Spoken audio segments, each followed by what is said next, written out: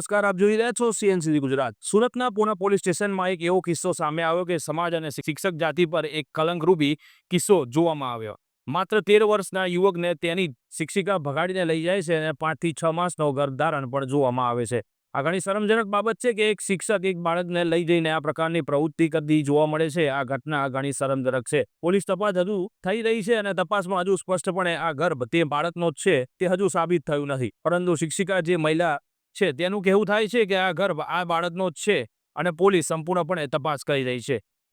કેમ કે આ વાત પોલીસને માનવામાં આવી નથી રહી અને પુરાવા એકત્રિત કરવા માટે પોલીસ તપાસ કરી રહી છે. સુરતમાં બનતી આ ઘટનાએ ઘણી ચકચાર મચાવી છે અને આ ઘટનાએ સમગ્ર શિક્ષકો પર જાણે એક કલંક લાગ્યો હોય તેવી ઘટના ઘટી છે.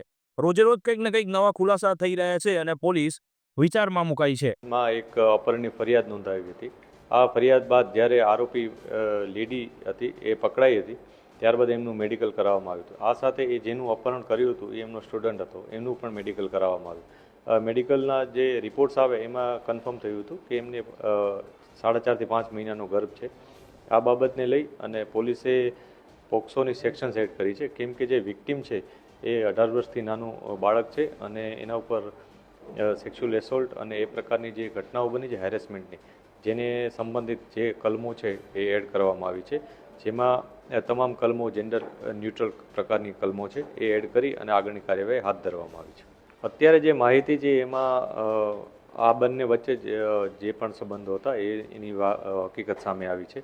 અમે જે ટીચર છે એનું નિવેદન પણ લીધું છે. ઉપરાંત એણે જે વાતો પોલીસની કીધી છે એને અમે ક્રોસ વેરીફાઈ કરી રહ્યા છીએ, કેમ કે એનું જે કહેવાનું છે એ સ્પષ્ટ અમે માની લઈ શકતા નથી, એટલે એના જે અલગ અલગ એંગલથી તપાસ પણ કરી રહ્યા છે. અત્યારે માહિતી એવી છે કે આ બંને વચ્ચે જ સંબંધો હતા અને એના ભાગરૂપે આ ઘટના બની છે એવું એનું કહેવાનું છે.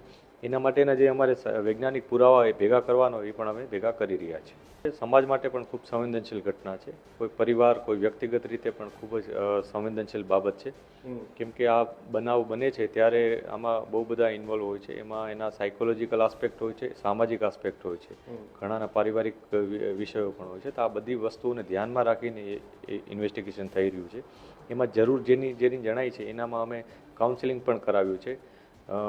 પ્રોપર કાઉન્સેલિંગ જે વિક્ટિમ છે એનું પણ કરાવવામાં આવ્યું છે. જે આરોપી છે એના સાથે પણ ખૂબ વાતચીત કરી અને વિગતો મેળવવામાં આવી રહી છે, કેમ કે આ બધી વસ્તુ અમને ઇન્વેસ્ટિગેશનમાં ખૂબ જ મદદરૂપ થઈ છે. Bureau chief, CNCD Gujarat, Patan.